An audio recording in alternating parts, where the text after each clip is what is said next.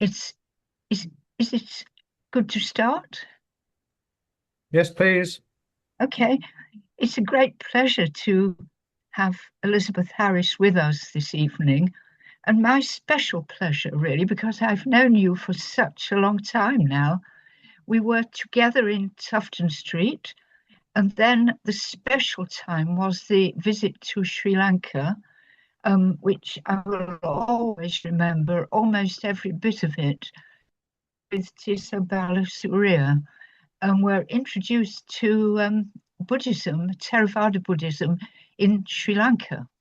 Now, I came home. I did go back to Sri Lanka twice after that, but Elizabeth went to live there for several years. I think it was 7 or 8 years. It might have been more than that, and has become what I would call an expert, an academic expert in Buddhism and in Christian Buddhist dialogue. But this isn't all, really, because I think you've also played a very active part in the dialogue itself, in visiting places of Buddhist speciality, in going on pilgrimages. I remember learning about a Buddhist pilgrimage you'd been on. So we're welcoming Elizabeth tonight as an academic and as an activist in Christian Buddhist relations and a specialist in Buddhism and Buddhists. So thank you for being with us, and we really look forward to your talk. Thank you. Okay, thank you. So should I try and share my screen? This is always something which yeah, that's the one. Yep. Is it clear? Can you see my screen now Yes, and hear me? yes. Okay.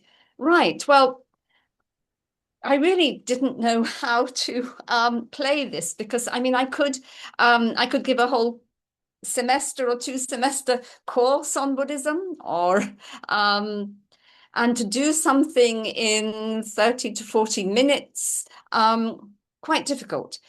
But I'm drawing on some of my teaching resources and I'm going to seek to introduce Buddhism and Buddhists to you through art and iconography. And I hope that will reinforce the fact that Buddhism and Buddhist practice is incredibly diverse. And I hope that I will also show that Buddhist thought and practice is relevant to today's world, although we could perhaps expand that in the Q&A, because it's so important, I think, to talk about how Buddhists see their role in the world today in the current crises.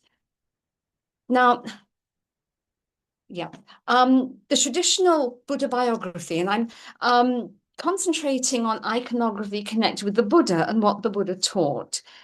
Now, the traditional biography for the Buddha, the historical Buddha, Prince Siddhartha Gautama, is that he grew up in a very luxurious home, married, had a son, and at 29 years became a wanderer. In other words, an itinerant seeker after truth.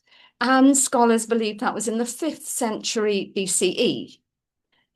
He searched and worked under different teachers for 6 years. And at 35, so the traditional biography goes, he reached awakening. He reached awakening through realizing that the asceticism that he had been following was a dead end. And in awakening, he becomes, according to Buddhists, one who has seen the way things are, one who has seen into the reality of existence. In other words, he becomes a Buddha. And the Buddha is an honorific title that means the awakened one.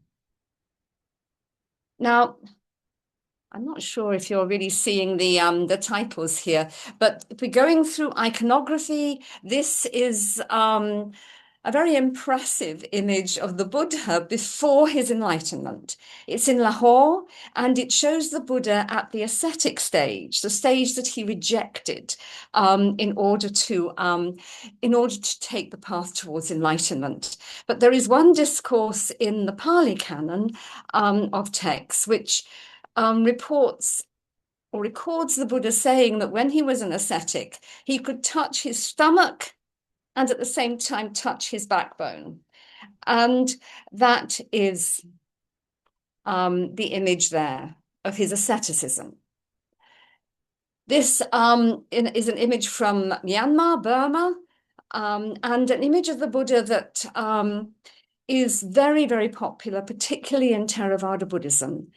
On the night of his enlightenment, again, according to the traditional story, the myth, we don't know if any of this was historically true, but it's what Buddhists believe. On the night of his enlightenment, he is tempted by Mara. And in Buddhism, Mara is the impersonation of evil, just as Satan is in the Christian tradition. And the Buddha resists all the temptations that Mara can throw at him. And he then touches the earth and calls the earth to witness that he has mastered the perfections that enable him to become a Buddha. And according to the Theravada tradition, and I'll speak about that later, he's had to master 10 perfections, including the ability to really give his life for the good of others, to the perfection of generosity, which includes giving your life for the benefit of others. Now, after he gained enlightenment, the biography says that he returns to the 5 ascetics that he'd been practicing with and that he'd left because he felt asceticism wasn't leading anywhere. But he returns to them at the deer park at Sana, and he preaches his first sermon. And this is one depiction of that. And the mudra, the hand mudra, is the teaching. The hand position is the teaching mudra. And he preaches his first sermon where he sets out the 4 noble truths, or as some scholars, such as Peter Harvey, have argued, truths for the noble ones, truths for those who are on the path. What are the 4 noble truths? I think it's quite important to kind of introduce these at the beginning, although there are many ways of entering Buddhism. But the 4 noble truths are like the house within which all the devotional practices and the meditation practices and a myriad of practices kind of sit. And the first truth is that our existence as humans is characterized by suffering, by pain, by unsatisfactoriness. The Pali word is dukkha, and it's not easily translated into English. But unsatisfactoriness is preferred by quite a number of Buddhist teachers. It's unsatisfactory because we are born, we age and we die, we lose those we love, we are put next to those we don't love or don't like. So many things in life are unsatisfactory. The second noble truth says that dukkha has a cause, and that the cause of our suffering and pain is egocentric craving, fed by our greeds, hatreds, and our delusions. Then the third noble truth says that if egocentric craving, tanha in Pali, is destroyed, suffering, pain, unsatisfactoriness can't arise. Then the fourth noble truth is the path to destroying craving, the eightfold path. And I'm not going to itemize all eight kind of positions, but it's often split into wisdom, seeing into the truth of reality, morality, and meditation. Meditation which aims at destroying craving from the mind and reaching a position of insight. And when craving is completely destroyed, one reaches enlightenment, nibbana in Pali, nirvana in Sanskrit. And I would like to describe enlightenment as absolute wisdom and absolute compassion. So this is a modern representation of the Buddha speaking to the 5 ascetics that he'd left. And these become the first monastics, really, that the Buddha creates. And you can see above the Buddha other beings. And again, tradition says that when the Buddha preached his first sermon, many deities came to listen to him. Because in Buddhist cosmology, the heavens are not the final aim. Nibbana is the final ultimate. The heavens are, places where you can be reborn into, but it's not enlightenment. So that's one traditional hint. Now, according to tradition, the Buddha taught for 40 years. And in those 40 years, he builds up communities of celibate monks and nuns and develops a rule of discipline called the Vinaya. He draws many lay followers, he teaches, he leaves sermons that are remembered by his followers. And at the end of 40 years, at the age of about 80 or over 80, he eats some poisoned food and dies. And the death of the Buddha is represented in iconography. This particular photo was taken by me at Kelaniya, a temple at Kelaniya in Sri Lanka, a very important pilgrimage temple. Sri Lankans believe that the Buddha visited Sri Lanka 3 times.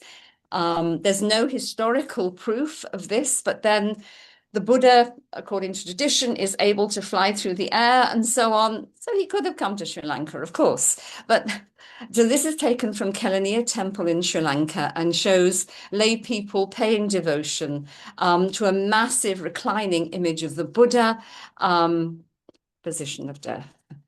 So after the Buddha's death, well, no human successor was appointed. The Buddha is recorded as saying that he leaves the Dharma, that is his teachings, as guide, and he leaves the Vinaya, so the Dharma and the monastic discipline.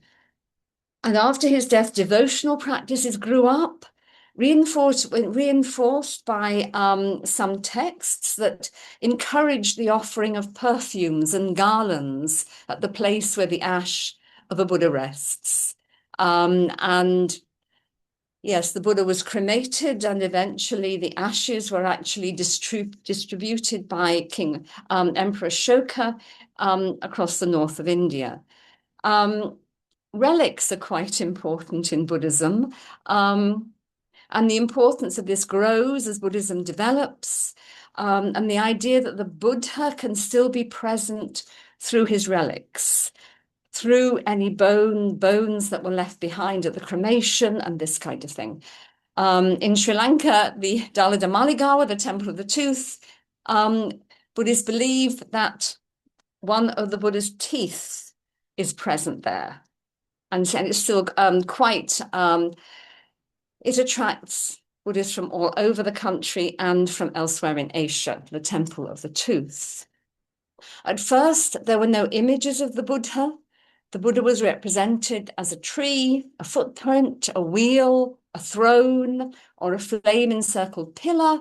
And these are a few pictures of this. This is at Sanchi, a site in India. It stems from the 3rd century BCE, so a very early Buddhist kind of Buddhist monument. And here the Buddha is represented by a stupa, and here the Buddha is represented by a footprint, and on the footprint is a wheel. It's the wheel of the Dharma, the wheel of the Buddha's teachings. So the spread of Buddhism, what happened? Because, Buddhism is now present globally. And the Buddha's life was spent in northeast India, the regions of Magadha, which is present-day Bihar, kind of south of the Ganges, and Kosala, in a situation where republics and kingdoms were competing for power. And there's quite a lot of politics and empirical realism in the Pali texts that kind of represents the kind of violence that happened during the Buddha's life.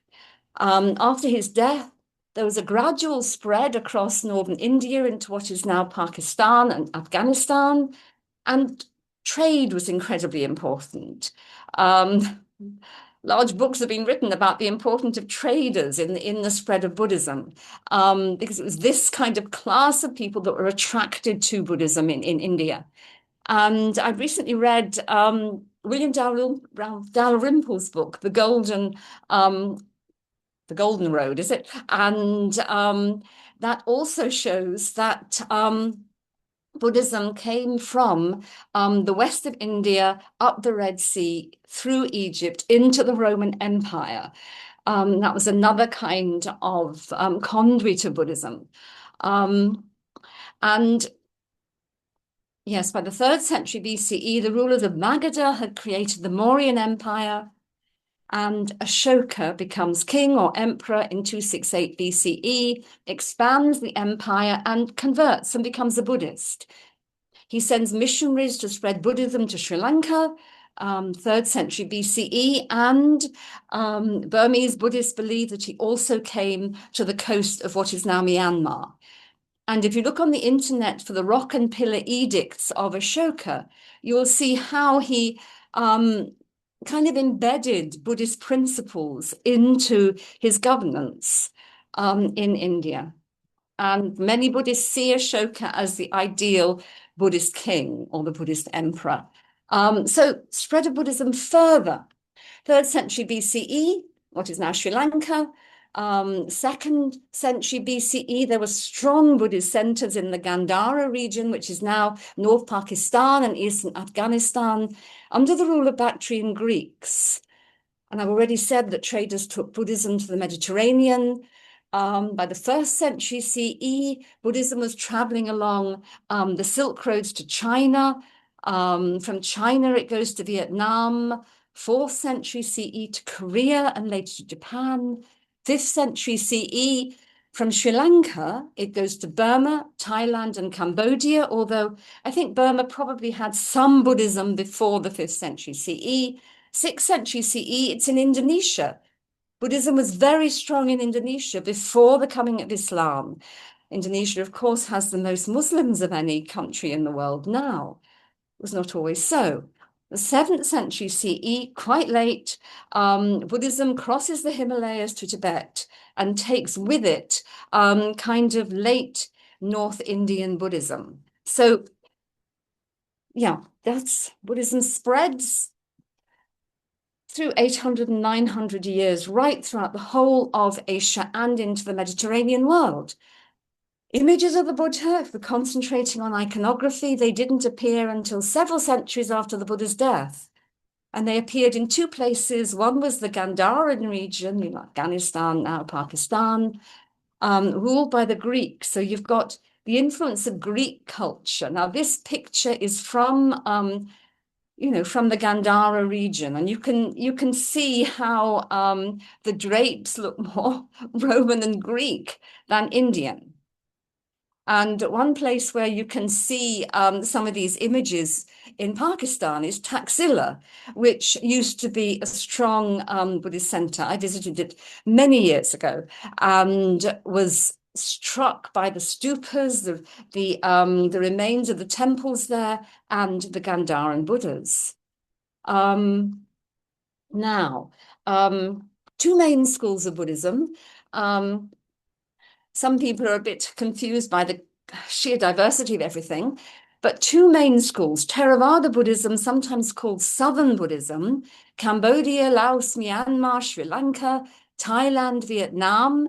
There's also some Theravada Buddhism in Nepal because of Sri Lankan missionaries who went there in the last century, trying to create a foothold in Nepal, saying that Theravada Buddhism is better. And of course, the West. There are many Theravada Buddhist centers here as well. Mahayana Buddhism represents the Buddhism that reached north from India and east from India to Bhutan, China, Japan, Mongolia, again, Nepal, Tibet. And Vietnam has both types. And Buddhism in Tibet is sometimes called Vajrayana Buddhism because it uses tantric forms. I could go into this, but there's no time. And then in the West, well, something remarkable in the history of Buddhism happened in the West, because here you've got in the West almost every school. You've got the two main schools and also the sub-schools within these schools. Japan, for instance, you have Zen Buddhism, Pure Land Buddhism, and other Nichiren Buddhism. They're all here. And also, excuse me, and also new movements catering for Western converts. So, yeah. So just briefly, what is distinctive about Theravada Buddhism, Southern Buddhism? And again, I'm kind of concentrating on how the Buddha is seen. In Theravada Buddhism, each era has only one Buddha. Before Prince Siddhartha, there were over 20 other Buddhas, Theravada Buddhists believe, but for other eras. And there is a Burmese temple here in Birmingham, the Talika Peace Pagoda, where in the pagoda itself, you've got images of all the previous Buddhas for different eras. Before the historical Buddha was a Buddha, he was, according to Theravada Buddhism, a Buddha to be, a bodhisattva. Now, a Buddha is considered to be more than human, although born human. And a Buddha becomes the teacher of gods and humans. And this is where Buddhist-Christian dialogue can falter a little, because Buddhists in Sri Lanka, for instance, will see the worship of a god as being below, as being inferior to the worship of a Buddha, because the Pali texts speak of the Buddha teaching gods and humans. A Buddha can travel through the heavens, can perform miracles, and is the first refuge. In Buddhism speaks of 3 refuges. And if you can say you accept these 3 refuges, you're a Buddhist. So if you can say, I go to the Buddha for refuge, I go to the Dharma for refuge, the Dharma, the teaching of the Buddha, and I go to the Sangha for refuge, that's the community of Buddhists, or sometimes the community of monks and nuns, then you are a Buddhist. Theravada Buddhist iconography. This is a mural from, again, Kelaniya Vihara in Sri Lanka. It shows the Buddha teaching an Aboriginal group of people, or a First Nations group of people. And again, this is connected with the myth of the Buddha coming 3 times to Sri Lanka. And each time he comes, he creates peace from warring tribes. Other Sri Lankan Buddhas. And notice here, there's a lay person in front of the Buddha image and lots of flowers here. Lay people in front of the Buddha image will offer flowers, incense, and light. There'll be racks on which people light lamps. These are typical Burmese Buddhas, again from the Theravada tradition.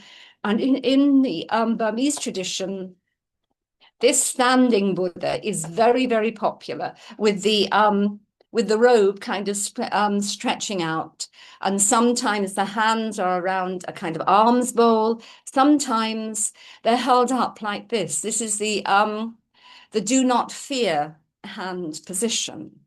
And this is a Buddha image from Thailand. You've probably seen these.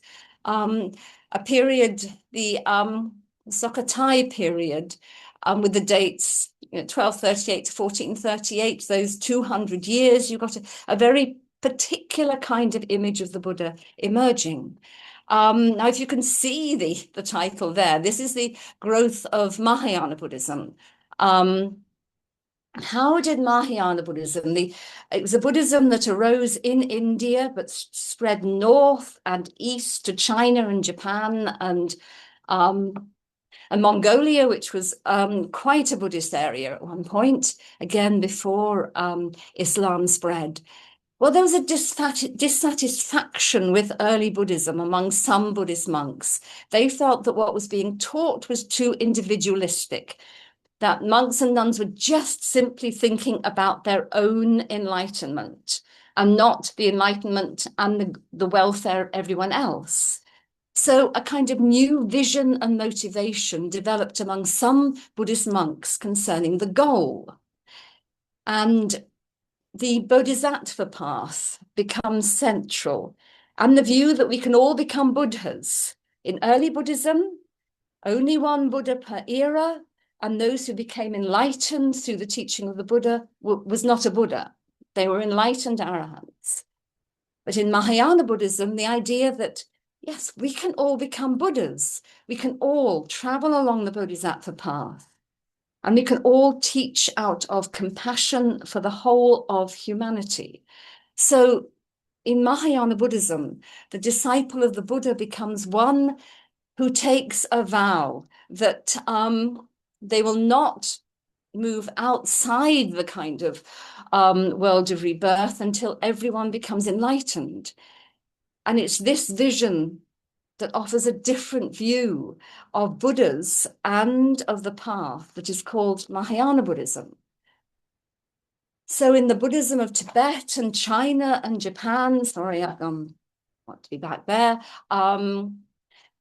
Buddhas become numerous. Buddhas and celestial beings and Buddhas to be, a myriad of celestial Buddhas and Bodhisattvas emerge. Beings who help sentient humans towards enlightenment, or can be visualized in meditation. I'm going to give you a picture of one of the most important one, the Bodhisattva Avalokiteshvara, the one who looks down in compassion. Now, Avalokiteshvara is very, very important in Tibetan Buddhism, but it also spread to China and to Japan. In Japan, Avalokiteshvara becomes Kannon or Kuan Yin. And before the 10th century, Kannon was male, but then as she travels, or he travels, she appears as a female as well, or as a kind of androgynous being. Now, I want to take you to Sanju Sanjendo Temple. It's a temple in Kyoto. It's one that I visited when I was in Japan on an interfaith visit. I can't remember how many years ago. The Sanju Sanjendo Temple in Kyoto means the hall of 33 bays. It dates to 1164 and it's dedicated to Kannon. And I've just shown you a couple of pictures of Kannon or Avalokiteshvara, the same being. And Avalokiteshvara means the one who looks down on the earth with compassion. So, and Kannon also is an embodiment of compassion. Now, in this particular temple, there's one central figure with 11 faces and 21 pairs of arms, which symbolize 1,000 arms. Each arm is believed to be able to save 25 worlds. Now, someone can do the maths. You can see how many worlds, therefore, 1,000 times 25, 25,000. 25,000 worlds can be saved by that particular figure. On each side of this central figure, there are 500 images in 10 rows, so 1,001 images, and each has 20 pairs of arms. And the palms of the main pairs of hands are held together. And this is, yes, if you can see, these are just some of the images at Sanju Sanjendo Temple. And again, when I first went into this temple, I was rather blown over.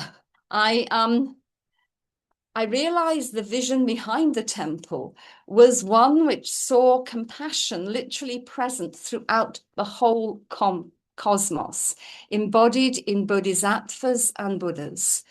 Compassion is absolutely central to Buddhism.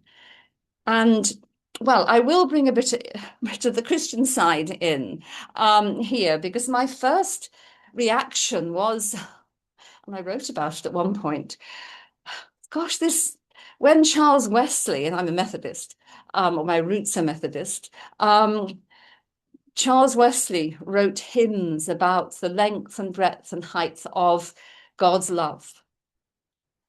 And when I went into that temple, I was just hit by the extent of the compassion that was actually embodied in that whole temple.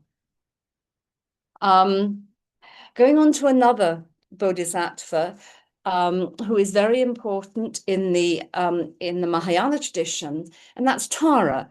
This is green Tara. You have images of Tara with other colored skin, but this is green Tara. And Tara vowed to appear only in female form to benefit women. And the whole issue of women in Buddhism is something I haven't got time to go into.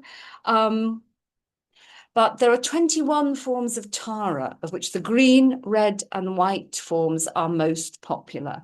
And you have many other bodhisattvas. And remember, these are beings that Mahayana Buddhists feel can actually help people along the path to enlightenment. The last form of Buddhism that I'd like to mention is the Pure Land tradition, which is one of the largest traditions in Japan, which places an emphasis on Amitabha Buddha, the Buddha of kind of infinite light. Now, Pure Land Buddhism. Now, Pure Land Buddhists, well, let me start again. Yes, those who speak about the origins of Pure Land Buddhism speak of a time in Japan where there was intense economic difficulty in the Middle Ages, as it were, and a kind of system grew up which would allow ordinary people to believe that they could be, as it were, saved or brought to enlightenment. And Pure Land Buddhism places an emphasis on faith in Amitabha, a Buddha who they believe created a pure land, the pure land of Sukhavati, of happiness. And the belief arose that anyone who has faith in Amitabha will be born in Sukhavati, and excuse the typo there, will be born in Sukhavati, and that from this pure land, attaining Buddhahood or attaining enlightenment will be easy. Now, Pure Land Buddhism is strong in Japan and China. Its popular practice is the reciting of the Nembutsu, the name of Amitabha, Namo Amida Butsu. So Pure Land Buddhists will repeat Namo Amida Butsu as a kind of meditation. But some philosophers would say that Amitabha is also part of us too. That if we kind of internalize Amitabha Buddha, again, we will be reborn in the Pure Land. And I can remember, well, on one of my visits to Japan, I visited a Christian center in Kyushu in Japan, and it was headed by an Italian Roman Catholic priest, and he was in a very close dialogue with the Pure Land Center in his part of Kyushu. And he spoke to me with great enthusiasm about the touching points between Pure Land Buddhism and Christianity. So, and Pure Land Buddhism is very different from what I said about early Buddhism, Theravada Buddhism, where really the emphasis is on self-restraint, on actually creating your own path to Nibbana, practicing meditation, practicing morality, and eventually reaching Nibbana.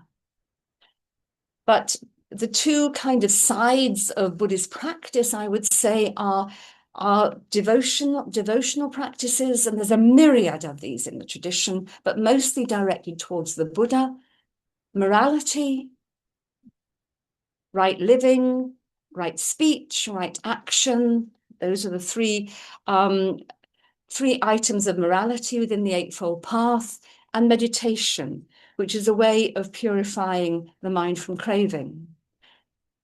Now, I'm going to finish there, but I should add, perhaps, and you might want to ask me this in the Q&A, in the 20th century, a movement called socially engaged Buddhism arose, founded by Thich Nhat Hanh, the Vietnamese Buddhist monk in exile in the West, and Sulak Sivaraksha from Thailand, which placed an emphasis on interpreting the Noble Truths in a kind of collective way, that wherever there was suffering, Buddhists should be there alleviating suffering.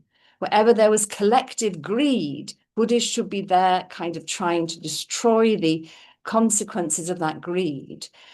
And so Buddhism has within it a very engaged type of side to it as well. But I think I should stop there and leave time for questions, because I think Elizabeth, thank you very much indeed. That's been a lovely, in spite of the heat we're all suffering from, perhaps rather appropriately thinking of a sort of Asian religion. But I thought that was most enlightening. Right from the beginning, the 10 perfections. Next time, I'm a trustee of Christians Aware as well. And maybe next time we have a trustees meeting, we can have a list of the 10 perfections and see where I personally fit into these 10 perfections. That'd be quite fun. I've been to Sri Lanka, which is why Barbara asked me to conclude this evening. Memorably, it was quite some years ago now. Tissa Balasaraya was very much still alive. It was a wonderful trip. I've been to the Temple of the Tooth, but my memory there is of a green snake, which I nearly trod on. Oh, gosh. Where we were staying at a theological college nearby, where we were having lunch or something. So, I was also fascinated by the Greek-style images. You forget when you have sort of Oriental religions that so often they are connected to, or verge into Europe, and Europe influences them. I thought that was absolutely fascinating. But I mean, the main thing to me, as a so-called Christian, and I more and more finding the church, and certainly the church I worship in, less and less sort of Christian almost in a way, of course, is how much one can gain, certainly from Buddhism, I'm sure other religions as well, but we're thinking Buddhism in looking at our prayer life. Because if you look at what you talked about as what Buddhism is about, does that conflict with the gospel? Sometimes, maybe, if you really sort of look into the detail of it, but fundamentally, I think it's very much of the gospel and of what we would call the nature of God. The monastic tradition is interesting. We have that in common. I know that there are people now in my church, if I said that kind of thing, because they're very into Jesus, they throw me out and say I was out of order and so on. And I think it's very, very sad that we live in a world that is sort of going backward in this way. But my goodness, I think we should, and thank God for the work of Christians Aware that does try and keep us open and alive to, or aware of the business of life and other religions, other cultures, and so on and so forth, with a positive, open-minded attitude. And I think that was very moving. Thank you. But the tree was interesting. I have memories of Anuradhapura. It's probably one of the most interesting sacred places I've ever been to. Apart from, of course, the mosquitoes. It's right down on the plain, if I remember. Yes. But I remember those wonderful ancient Buddhist temples, and we went and joined in a kind of talk. Um, and we were told to shut up at one stage in English by one of the monks there. But it was a bit like sort of being at a seminar in Oxford or somewhere. It was obviously a very high-powered kind of place. And it was rather, im- impressive to have been there, really, in that very different part of the world, and so on. But thank you very much. I mean, this has been most informative, and hopefully will encourage us um, to keep our eyes open and to, where we have opportunities, to look at Buddhism and indeed other faiths, to enlighten us in our own faith, in our own relationship to what we call God. But thank you very much indeed. Thank you, Martin.